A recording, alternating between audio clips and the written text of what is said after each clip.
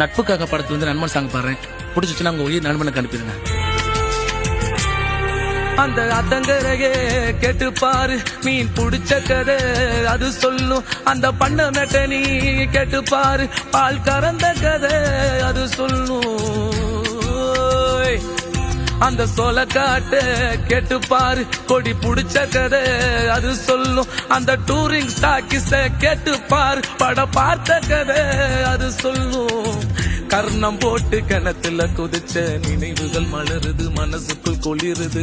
கம்பங்கூழு குடித்திடத்தானே உதடுகள் துடிக்குது, மீசையும் தடுக்குது. பழகினத மறக்கலையே, அந்த பருவம் இப்போ கிடைக்கலையே. அந்த காட்சிகளுக்கு நிறையில்லையே, இன்னும் கண்ணை விட்டு தான் மறையலையே.